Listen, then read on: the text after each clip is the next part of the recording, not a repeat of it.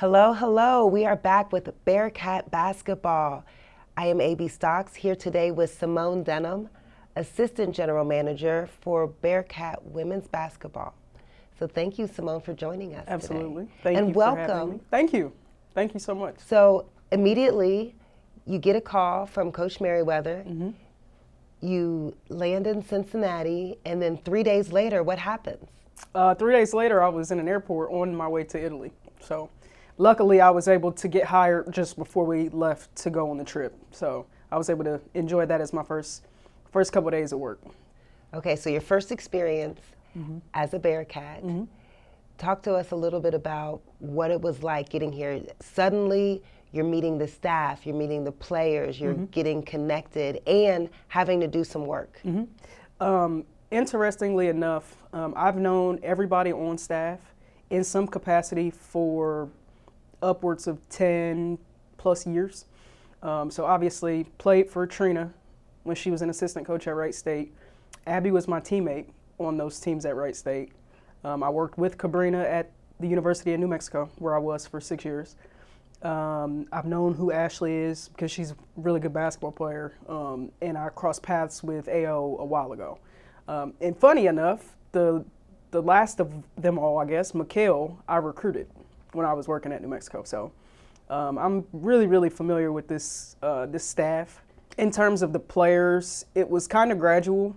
I was here pretty much all summer, so I had a chance to work all of the basketball camps, which is where I first got introduced to the team, but nobody knew like who I was or what I was doing around here. So it was kind of cool to build those relationships before I was ever even hired. And then once I got hired, everything started to make a little bit more sense for them. So in your role, this is a unique position of relatively new development from the athletic department, just to again infuse the resources into the program. Describe to us, what does it mean? What is an assistant general manager for women's basketball entail? So you'll see around the country, a lot of schools are starting to create this position as a way to bridge the gap with, all of the new changes in college athletics, NIL space, marketing, branding, licensing, all of that kind of stuff. So my main role will be to assist our student athletes with that, but also to get out there and get in front of donors and get in front of boosters and investing in the student athlete. And more importantly, it's their experience. So you'll see a lot of numbers getting thrown around, how much money these players are making, essentially as a way to negate their experience. But Trina's huge on it, and I love it. I think that our entire staff is on board. They're still student athletes. So there is a expectation for, what you're going to get out of your 4 years here. It doesn't matter that all of these other factors are weighed in so heavily now, because at the end of the day, we still want you to go through your 4 or 5 years here and enjoy the experience. So. Now you say 4 and 5 years, and with the transfer portal being what it is that still the goal of the staff to coach and develop the student athletes throughout multiple years, or does the staff take more of a short-term approach to player development? I think that you look at this year's freshman class, obviously really decorated players, but we might be one of the only schools in the country that brought in 6 freshmen.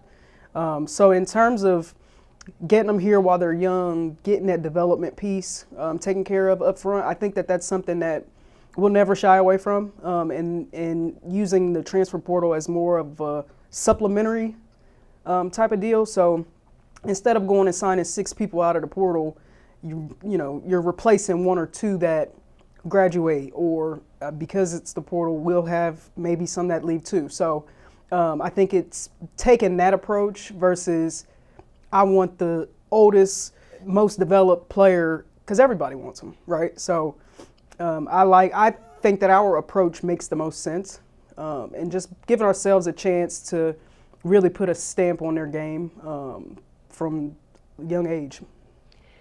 Now with that unique spin, you as an assistant GM, how do you help Coach Merriweather with that roster development and planning out for recruiting and roster build out? Yeah, I mean, again, the position is unique because I'm not necessarily recruiting the kids per se, but I am in those conversations when, you know, parents or agents, because we're now at that point in college athletics where 18-year-olds are coming to us and other schools around the country, and they've got people representing them. So I'm able to sit and have those conversations when it comes to not only how much money, right, but also how can I benefit and profit off of this name, image, and likeness. So providing them opportunities, but also just educating them. I think a lot of people don't really understand where we're at in terms of NIL and NIL spaces. So making sure that our student athletes are marketable and showing them, you know, this is your valuation as a basketball player, but this is where you can maximize, is if you can tap into some of your interests and make a name for yourself in the NIL space. That's interesting. And you're right. A lot of us don't quite understand the nuances and how all of the NIL rollout is actually rolling out. So in a brief snapshot, when you say player marketability, how does that look, and how do you and the staff, Coach Merriweather at the university as a whole, help with that marketability piece for the student athlete? Well, I think the biggest thing right now is tapping into what they already like or what they're already comfortable with. So we've got players on our team who have had large social media followings. Okay, well, that part of it, the box is checked already, right?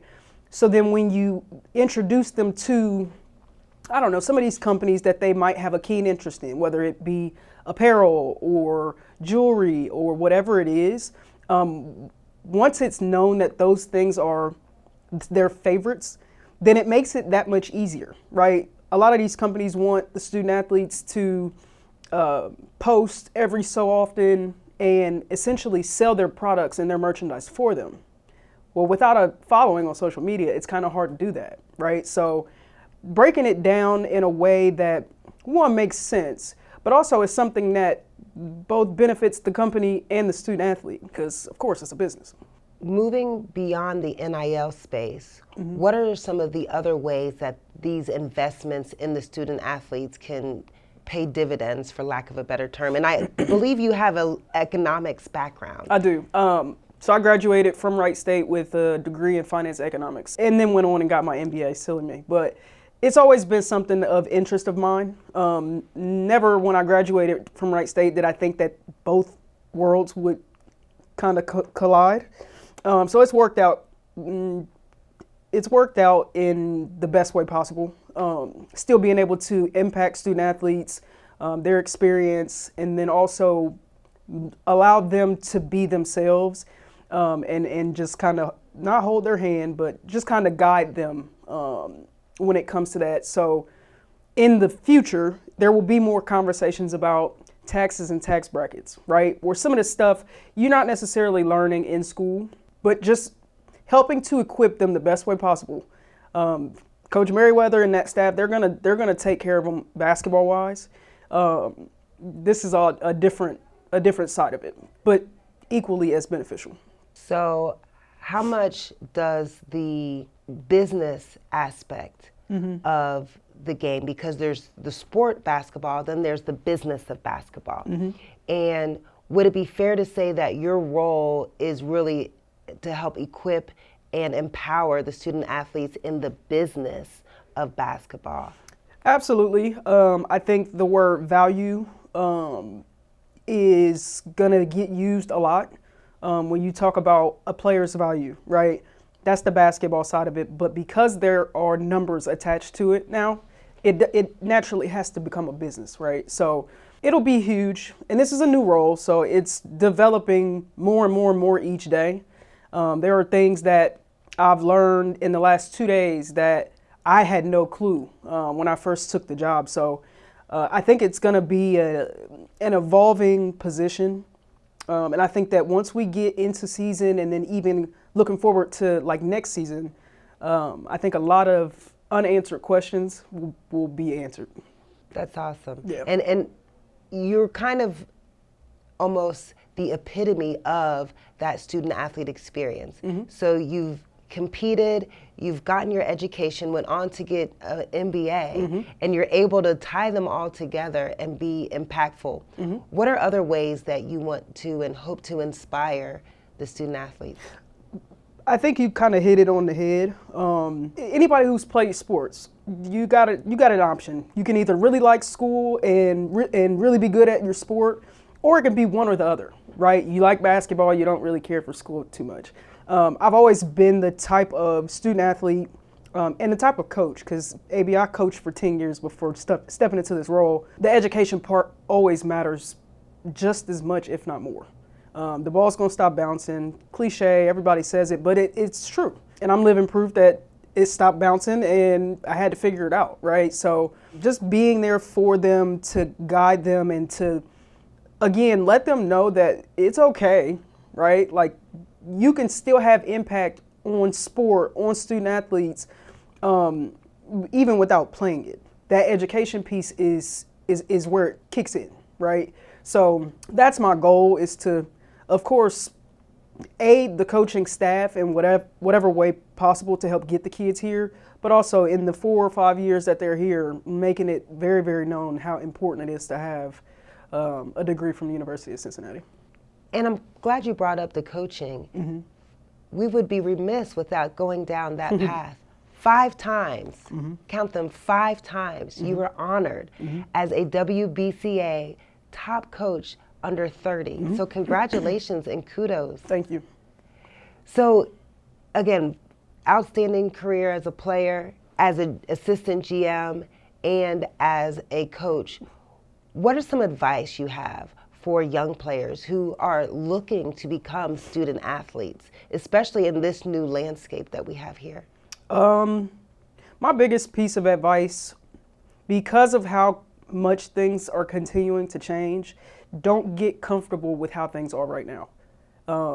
There's a good chance that the best ninth grader in the country will go from the way things are now to something completely different before they even step on a college campus. So just staying present. Your craft is the most important thing.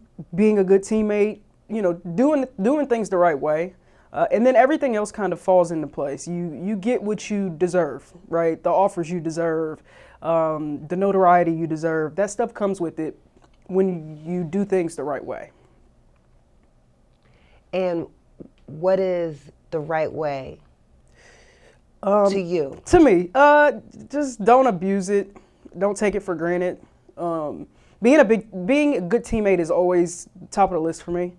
Obviously, the intangibles, wanting to basically be the best basketball player you can be. I'd say that's probably up there. So in your experiences, player, coach, assistant GM, economics, business savvy, what core pillars of Bearcat basketball resonate with you that you hope to instill to the student athletes? If I had to pick one, I'd say ethics. Who you are and how you are as a person, your ability to play a sport should not tie hand in hand. Everybody can make the choice to be a good person, to care about the right things, right? I'd probably say ethics. And as a player, take us back to your playing days. Yeah. What are some great memories that you have? Ooh, great memories.